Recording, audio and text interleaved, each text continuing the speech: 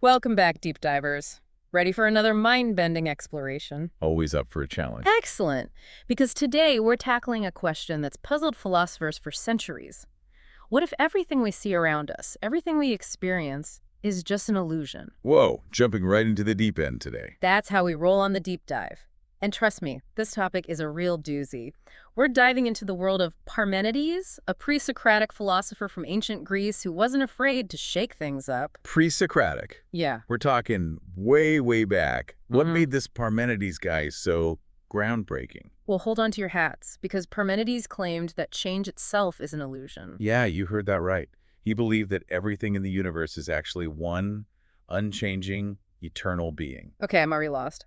One unchanging being. So he's saying those trees swaying in the wind outside my window, that's all an illusion. Pretty much. Parmenides argued that our senses deceive us, making us believe in a world of constant change when, in reality, everything is static and unchanging.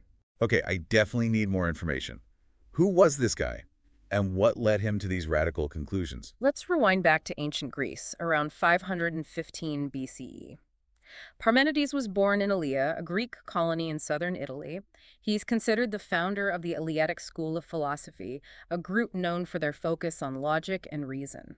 So these Eleatics were like the original critical thinkers. Exactly. But Parmenides, he took it to a whole new level. He laid out his groundbreaking, and some might say mind-blowing, ideas in a philosophical poem called On Nature. A philosophical poem, that's a new one. Was it full of flowery metaphors about babbling brooks and chirping birds? Not quite. Think less about rhyming couplets and more about dense, challenging philosophical arguments written in verse. It's actually considered one of the most difficult philosophical texts ever written. Oof, sounds intense. But that's why you have us, right? To break it all down. You got it. So, in On Nature, Parmenides divides his work into two distinct paths, the way of truth and the way of opinion. And the names speak for themselves. He's not holding back on telling you which path he thinks leads to real knowledge. Intriguing. I'm ready to hear about this way of truth. Where do we even begin? Well, Parmenides kicks things off with a statement that seems pretty straightforward at first glance. What is, and what is not, is not. Okay, that seems obvious. Right. But hold on, because this seemingly simple statement forms the bedrock of Parmenides' entire argument against the possibility of change. See, he believed that for something to change, it has to become something it wasn't before. So like if a caterpillar changes into a butterfly, it's no longer a caterpillar, it's become something new, a butterfly. Exactly. And for Parmenides, that whole process of becoming something different, of going from what is to what is not, well, it just doesn't make logical sense. He's basically saying change would require something to come from nothing, which he believed was impossible. I see where he's coming from. But then how do we explain all the change we see around us every day? I mean, caterpillars really do transform into butterflies. And that, my friend, is the million-dollar question that has stumped philosophers for millennia. Buckle up, deep divers, because it's about to get really interesting as we dive into the mind-bending implications of Parmenides' ideas. So, are we really supposed to believe that change is an illusion? How did Parmenides explain the obvious evidence of change all around us? That's where things get really wild. Parmenides argued that our senses, the very tools we use to perceive the world, are actually deceiving us. Wait, our senses are lying to us? That's a bold claim. He was challenging our most basic assumptions about how we understand reality. Think about it. Have you ever seen those optical illusions where a straight line appears bent or two lines of the same length look different? Yeah, those things always mess with my head. Exactly. They prove that our senses can be tricked, that what we see isn't always what's really there. Parmenides took that idea a step further and suggested that maybe our perception of change is just another one of those tricks. So he's saying our senses are basically creating a grand illusion, making us believe in a world of constant motion and change when, in reality, everything is static. You're getting it. He argued that true knowledge comes from logic and reason, not from relying on our fallible senses. It's like he's telling us not to believe our lying eyes. In a way, yes. But this wasn't just some wacky idea he came up with. Parmenides had a student, Zeno of Elea, who came up with a series of mind-bending thought experiments to try and prove his teacher's point. Oh yeah, Zeno. He's the one with those paradoxes, right? Didn't he say something about a runner never being able to reach a finish line? You're thinking of the paradox of Achilles and the tortoise? It's a classic example of how Zeno used logic to challenge our understanding of motion. Okay, how does that one work again? Remind me. So imagine the super-fast warrior, Achilles, racing against a tortoise. Of course, Achilles is much faster, so to make it fair, he gives the tortoise a head start. Now, Zeno argues that for Achilles to overtake the tortoise, he first has to reach the point where the tortoise started, right? Okay, that makes sense. But in the time it takes Achilles to reach that point, the tortoise has already moved a little bit further ahead. And by the time Achilles closes that gap, the tortoise has inched forward again, and so on. Zeno's point is that this process would continue infinitely, with Achilles always getting closer but never actually overtaking the tortoise. Whoa, that's trippy. It makes my brain hurt just thinking about it. That's the whole point. Zeno was using these seemingly impossible scenarios to expose the limits of our understanding of motion and change. He was basically saying, if Parmenides is right about reality being unchanging, then maybe our concept of motion is flawed. So it was all about getting people to question their assumptions about how the world works? Exactly. And even if you don't buy into Parmenides' radical ideas, you have to admit that he and Zeno really got people thinking differently.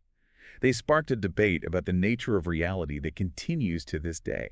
That's incredible, but it makes you wonder if Parmenides was so influential, did his ideas just fizzle out after Zeno? Or did they have a lasting impact on Western thought? Oh, his influence was huge, even centuries later. In fact, one of the most famous philosophers of all time, Plato, was deeply influenced by Parmenides' ideas about an unchanging reality. Plato, wow, we're talking about some heavy hitters in the world of philosophy now.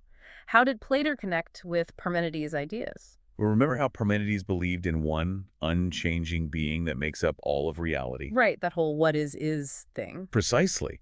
Plato took that idea and developed his own theory, known as the theory of forms.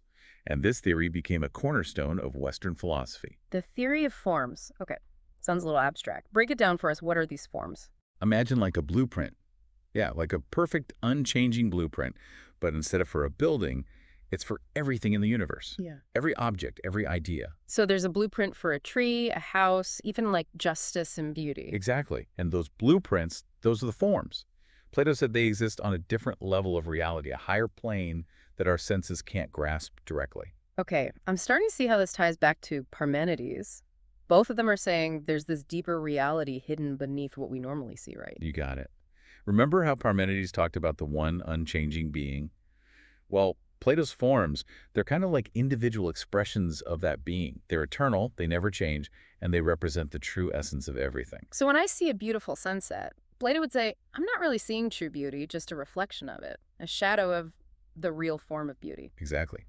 Plato believed these forms are the ultimate reality, and everything we experience in the physical world is just an imperfect copy. Wow. So, after this deep dive, where do we stand?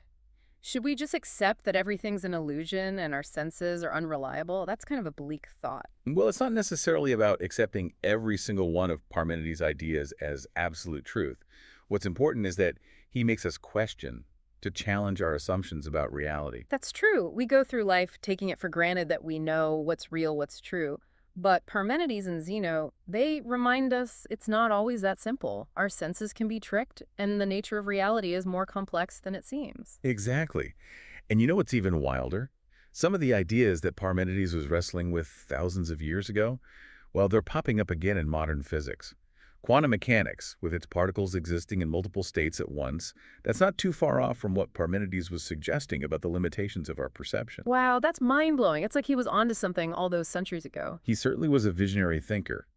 And whether or not we agree with all his conclusions, Parmenides' ideas continue to challenge and inspire us to this day. Absolutely. He reminds us to stay curious, to keep questioning, and to never stop exploring the big, mind-bending questions about the universe and our place in it. Well said. A huge thank you to all our deep divers for joining us on this journey into the fascinating world of Parmenides. We'll be back next time with another mind-expanding deep dive, so be sure to subscribe so you don't miss it. Until then, keep those philosophical wheels turning, deep divers.